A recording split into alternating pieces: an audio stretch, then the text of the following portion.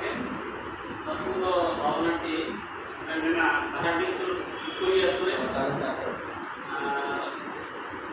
kama mau jangan gampang mau dari anjur makan kan kita sama kami misal karena pada kelas ini motor salam karena sama kami misal dalam mungkin kali itu gambar tu yang istilah mungkin tapi itu orang ciki itu mungkin dalam hame तो बाला साहब और किसी आसरा में चलाना आने में आने तो अभी तो चीज की है तो आने वाले चीज ने वाला चिपका दिया इतना रुपया मिल जाएगा हम कहते हैं हमारे अभी पागला का हम इतना है करना तो 7 वर्ष जान कैलेंडर चिपका नहीं है Panja ini akan memberikan kepala yang ada teman karena jatuh kita, bersih kita, cuci kita, bulan dan akhirnya dunia dimulai karena 93 kan itu misalnya tu baru dunia oktor kali tapi kalau anda mungkin dekat dengan bulan atau kalau nah jadi sampai cuci sudah benar punya itu benar punya tahan dia nanti ini aku tidak ada bangun dia itu aku kalau sejak dulu mana nah sampai aku ini pun West Bengal punya dia jadi itu PG benar dua puluh pertama angka itu unity yang mana jalur ini ale salah itu meeting ini na ini presiden 45 की गाँव है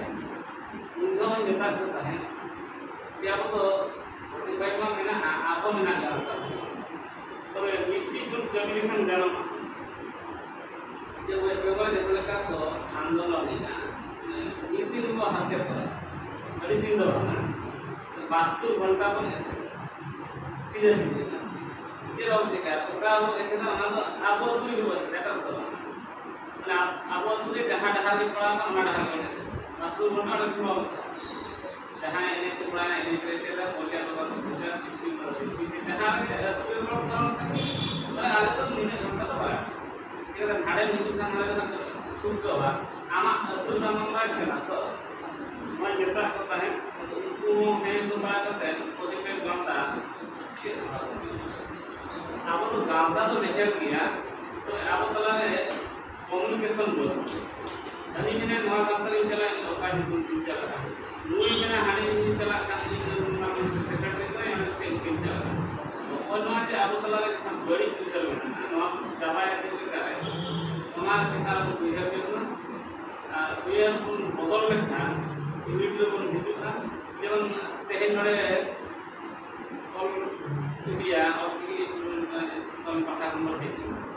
तारा मैं इन्हें वाला हम हिजुआ quality संतरण के साथ मोड़े बहिन का दिखा मोड़े बसन ना की गांवता है और ऑर्गेनाइजेशन की स्टूडेंट्स का उन्हें मोड़े बसन ना जहां के कहया जति धर्म संस्था से जुड़वा और के कहया तो अना से आप कान दिया आप तो इन बन जाना था इनको ना बिंदु भी उनका मोने ना आप के हम आने में आप उनका पूछो अगर आप तो यदि अवगत तो राजा पढ़ाई को पढ़ाई से और विभाग का एडिशन बन विचार को कुछ पर माना में तो मतलब सरकार बिल्कुल जब आवरण स्पोर्ट है यार ना प्रोग्राम आवरण दूर दूर को बोला ये खाना को बोला है ये बोला है ये आले परमिशन है ना आवरण परमिशन आता तो बाना तो इंफॉर्मेशन बन जाए और फिर सिलों का संविधानिक सेचे पांते अभावित ना अब कम्युनिटी का यूनिट तब बनते माइंस को बाकी नोनवा ओमोडल बन करी संगे तक बायगान जैसे लोग मुसावरे के उनका तब ना ये करा अड़ी लोग तो बाय किचुआ अब वो संगे ना माया दे करा उना माया दिया बन बगी ना अबे जहां के इधर को बनते जाता है ये हुई बना ना पढ़ा करता ना जे बाहिर आ ना तो अरिगान उनका ये रे में नोमा को दे और खाना तो मोर खाने इंग्लिश के भी करते इंग्लिश लोग का संतान बोलो इंग्लिश लोग को ना को इंग्लिश लोग ये हिंदी कोई क्या तो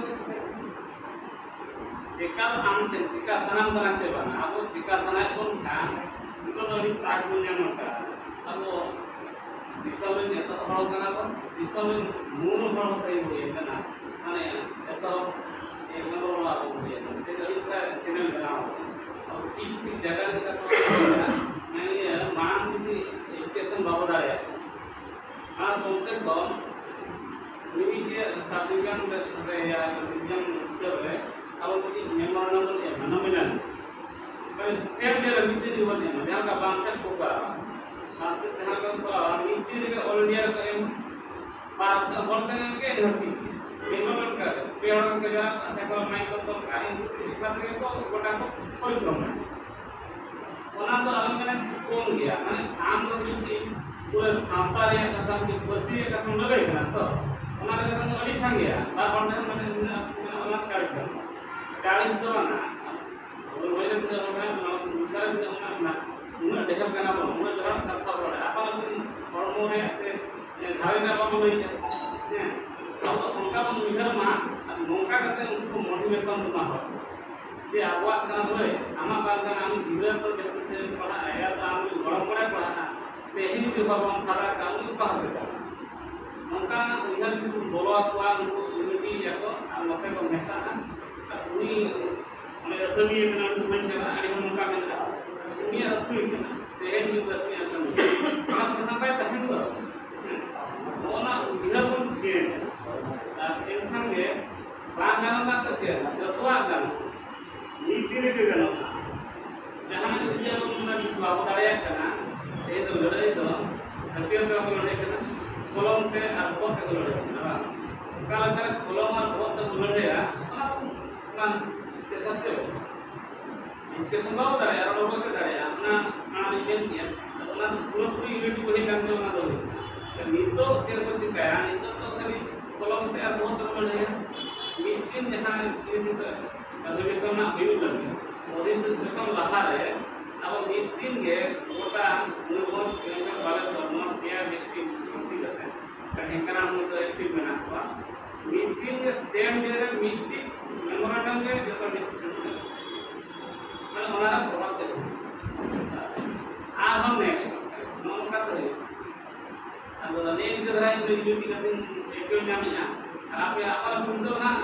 तो ओपन सेशन का ini mana anak kaya mana tu mana apa orang